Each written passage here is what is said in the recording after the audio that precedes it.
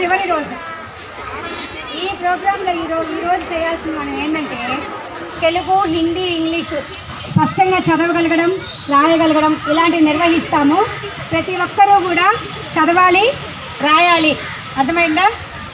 దానికి ప్రైజులు ఉంటాయి. ఎవరు ఫస్ట్ వస్తారో వాళ్ళకి బహుమతులు కూడా ఇస్తాము. కాబట్టి ప్రతి ఒక్కరూ కూడా పోటీగా ఉండాలి. చదవడం, రాయడం నేర్చుకోవాలి. అర్థమైందా? ఏ సబ్జెక్టులు? తెలుగు, హిందీ, ఇంగ్లీష్. అంటే ఈ 3 వస్తే మిగిలిన సబ్జెక్ట్స్ మీకు ఆటోమేటిక్గా వచ్చేస్తాయి అన్నమాట. ఈ కార్యక్రమానికి ముందుగా మన హెచ్ఎం మేడం గారిని ఆశీర్వదించవలసిందిగా కోరుచున్నాము.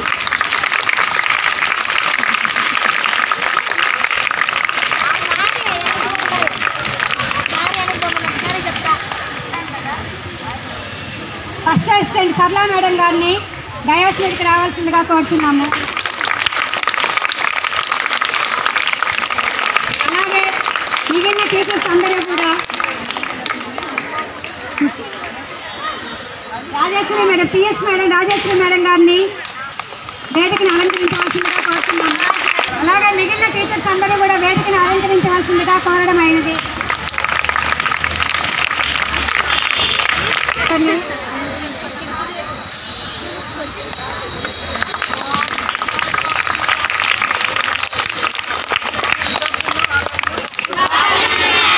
ఈరోజు కార్యక్రమం ఏంటి?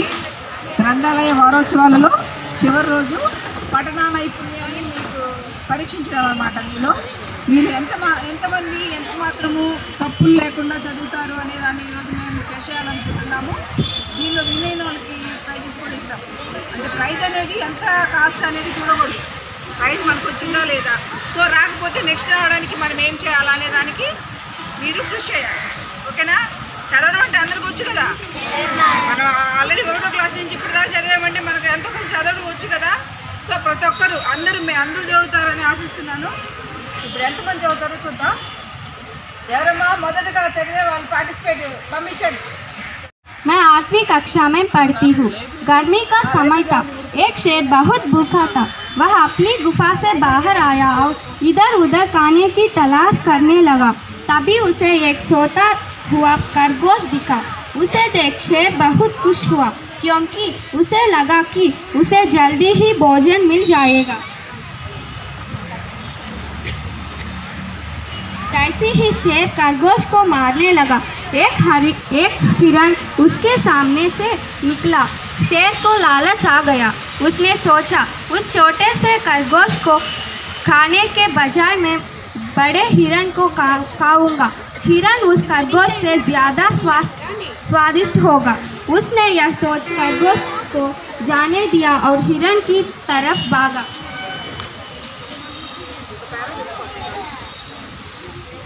शेर ने हिरण का पीछा करना शुरू किया पर हिरण बहुत तेज भागा। शेर ने अपनी पूरा ताकत लगाकर उसका पीछा किया पर उसके पकड़े नहीं पाया। हिरण तेज भागकर शेर के पहुंच से बहुत दूर चला गया और जंगल में गायब हो गया।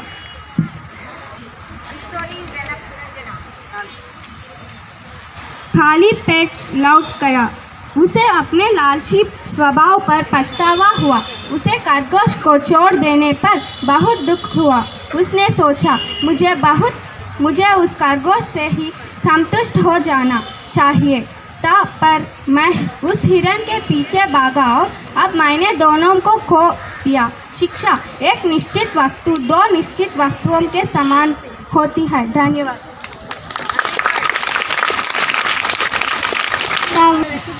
When I was a boy, there was always a history festival.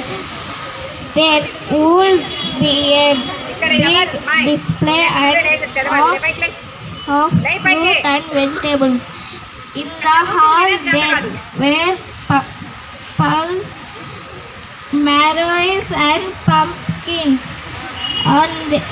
On their side was a big sheaf of corn, plowed in for the fields. Right in the middle of the display was a big golden floor of bread sharp like a chef on corn. Thank you. My story name is The Shepherd Boy and the Wolf. One day a shepherd boy felt very lonely in the jungle. He decided to have some fun. So he shouted loudly, "Wolf, wolf, help." The farmers in the neighboring area heard the boy's cries for help. They left their work and ran to help the boy and his sheep. When they came to the spot, they did not notice any sign of a wolf. The farmers asked the boy, "Wasn't it you who cried for help?" The boy laughed and said, "I was just having some fun. There is no wolf here. Go away." The farmer said angry words to the boy and went away. The next day, the boy played the same trick and annoyed the farmers once again. Thank you. खुशाम अध्यापकों और मेरे मित्रों, मेरा नाम रुबीना है। मैं 9वीं कक्षा पढ़ती हूँ। सबसे मीठा क्या है? एक बार राजा भोज के दरबार में दूसरे देश से एक पंडित आए। राजा भोज ने उनका आदर सत्कार किया और उनसे आने का कारण पूछा। पंडित जी ने कहा, महाराज, मेरा एक प्रश्न है। मैं अनेक राज दरबारों में गया, लेकिन कहीं भी मुझे अपने प्रश्न का संतोषजनक उत्तर नहीं मिला।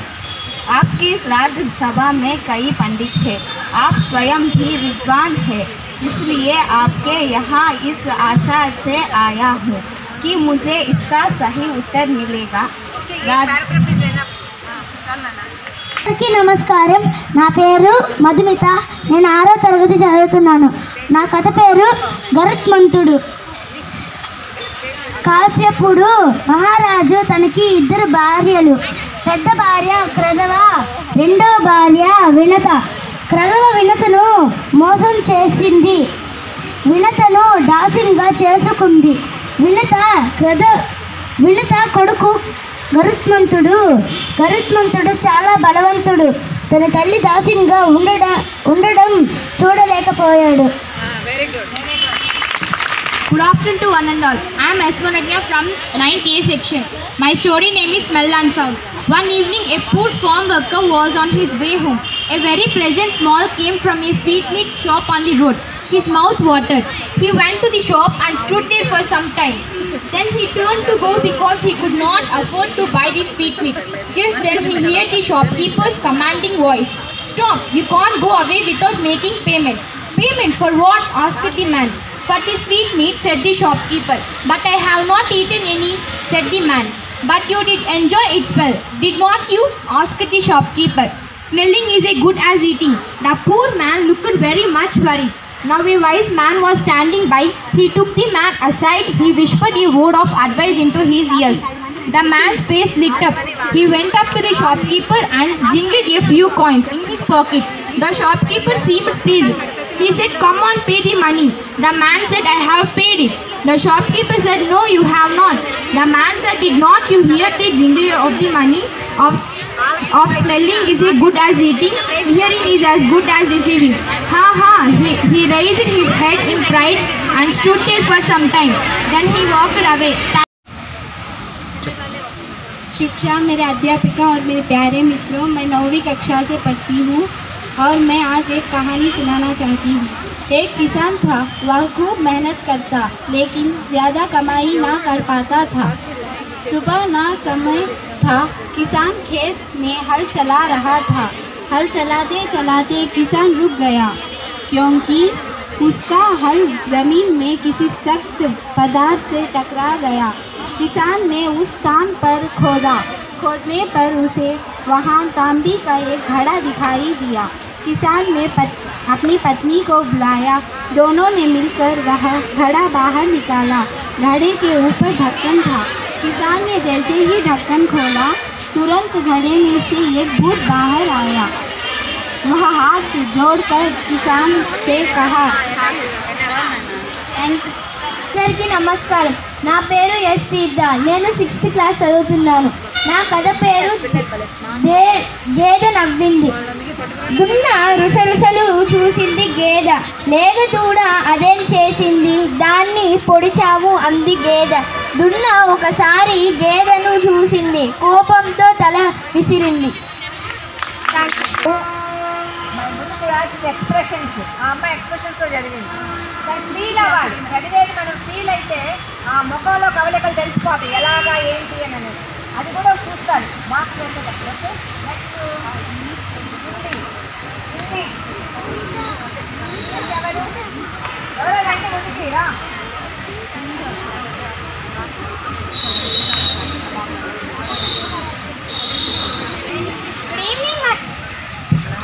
Good evening, one and all. I am Bahansni from 8th class.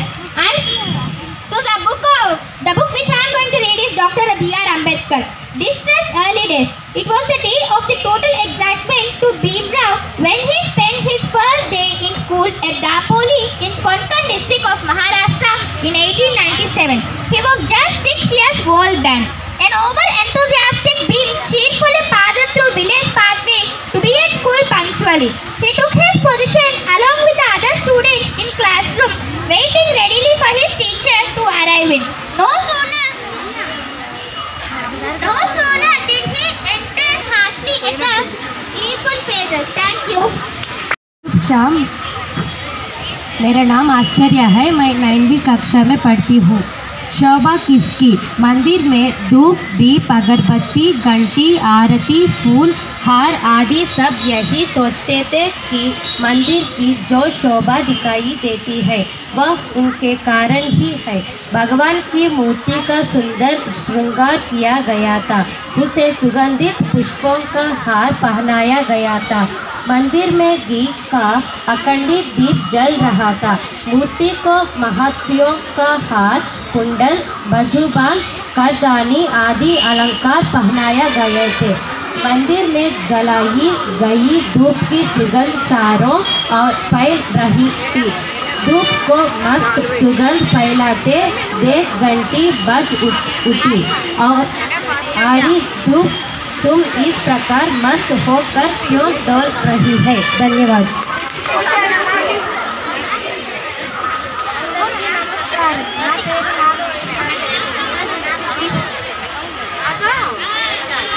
ఆ కథ పేరు అల్లరి పెడితే. సీతాది రామాపురం. సీత అందమైన పిల్ల, మంచి అమ్మాయి. ఇంటి పని, వంట పని వచ్చు, అన్ని పనులు వచ్చు. ఇంటి పనులతో పాటు కట్టు పనులు, అల్లికలు వచ్చు, చక్కగా చేస్తుంది. అందరూ అంటారు సీతకు పెళ్లి వయసు వచ్చింది. సీత నాయన పేరు అప్పులు. Thank you. One and all, my name is P. Sasika. I am studying 8th class. I am reading the story name is The Animal Wrestlers. Long ago in Africa, there lived a rich king. He had many beautiful things, but he was lonely. There lived a rich king. He had many beautiful things, but he was lonely. Go into the jungle, he said to his servant, and choose an animal to come and live with me. Then I will have a friend. The servant went into the jungle and told the animals what the king wanted. The animals began to quarrel because they all wanted to live with the king. They knew that they would be well looked after in the palace. मेरा नाम पल्लवी, 10वीं कक्षा में पढ़ती हूँ। उसने इस प्रकार के अकेलेपन में 26 वर्ष बिता दिए। वह साथ पाने के लिए लालयित था। एक दिन उसने तट पर पैरों के चिन्ह देखे कुछ होना ही बजाय रॉबिन्सन डर गया, क्यों वह दिन सभी वर्ष के अकेला रहा था। रॉबिन्सन ने तेज धारा वाले औजार बनाए थे जिन्हें वह आत्मरक्षा के लिए अपने साथ रखता था। उसके पास के एक बंदूक भी थी जिसे उसने उस समय के लेखन जब उसका जहाज क्षत्रिय हुए था संभाल कर रखता था। बहुत दिन तक रॉबिन्सन कृषकों के किसी के नहीं देखा, लेकिन एक शाम उसने केले दर्जन के लगाभाव लोगों के दिखा। वे एक ठाकुर के पीछे रहे थे। నమస్కారం, నా పేరు దివ్య జ్యోతి. నేను 6వ తరగతి చదువుతున్నాను. నా కథ పేరు గరుత్మంతుడు. తన తల్లి పెద్దమ్మకు దాసి. తను ఆమె పిల్లలకు సేవకుడు. ఈ దాసితనం నుంచి విడుదల కావాలి అని ఆలోచిస్తాడు గరుత్మంతుడు. ఒకనాడు క్రతువ దగ్గరికి వెళ్ళాడు. అమ్మా, ఈ దాసితనం మాకు పోవాలి అంటే ఏం చెయ్యాలి, నీకు ఏం కావాలి అని అడిగాడు క్రతువ. నాకు అమృతం కావాలి అని అడిగింది.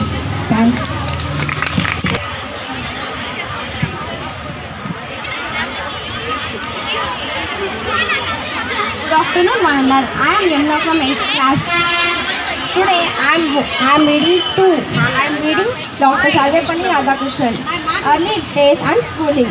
Radhakrishnan was born as the second child to Sithamma and Veeraswamy at Tiruttani, a small town in Andhra Pradesh, Tamil Nadu border.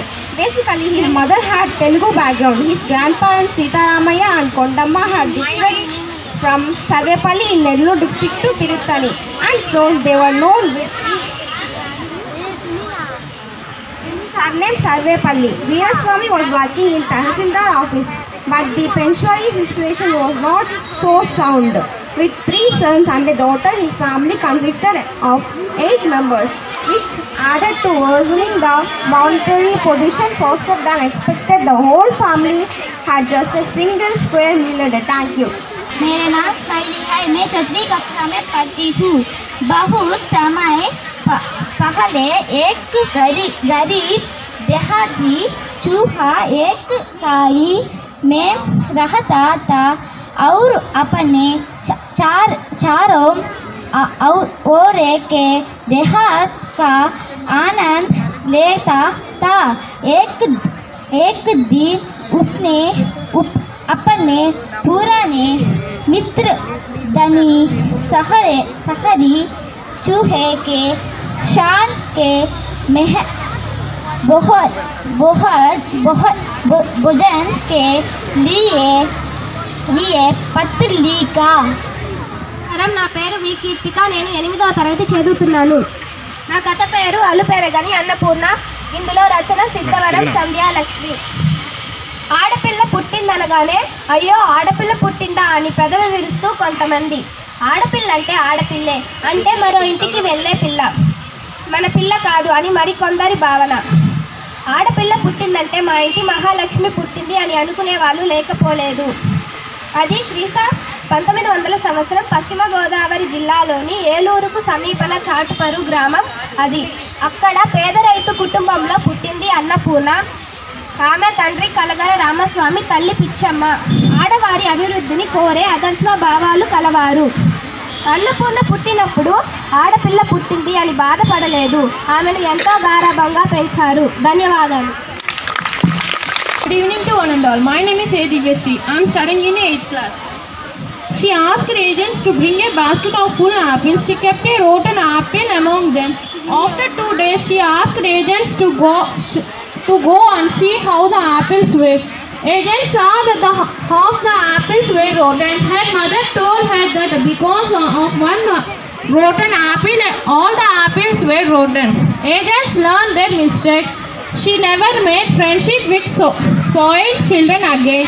She remembered this incident as long as she lived. Thank you. मेरा नाम हरिप्रिया है। मैं 6वीं कक्षा पढ़ती हूँ। एक समय की बात है। सिंड्रेला नाम की खूबसूरत लड़की थी। उसकी 2 बदसूरत सौतेली बहनें थी जो कि बहुत ही निष्ठुर थी। मैं लगाए रखती थी। धन्यवाद। అందరికీ నమస్కారం. నా పేరు నవదీపిక. నేను 8వ తరగతి చదువుతున్నాను. నా కథ పేరు అత్యాశ దుఃఖానికి మూలం. ఒక పల్లెటూరిలో 2 వ్యక్తులు ఉన్నారు. ఒకరి పేరు రామయ్య, ఇంకొకరి పేరు కృష్ణయ్య. కృష్ణయ్య, హలో, ఎలా ఉన్నావు? రామయ్య, బాగానే ఉన్నాను. ఒకరోజు ఇద్దరు తరాసపడ్డారు. ఇద్దరు పక్క ఊరికి వెళ్తున్నారు. రామయ్య, నేను పని మీద పక్క ఊరికి వెళ్తున్నా. కృష్ణయ్య, ఓ, పక్క ఊర్లో నాకు కూడా పని ఉంది, ఇద్దరం కలిసిపోదామా అన్నారు. వారు మార్గ మధ్యంలో ఒక చిన్న అడవి దాటాలి. రామయ్య, కొద్దిసేపట్లో ఓ దట్టమైన అడవి చేరుకుంటామన్నాడు.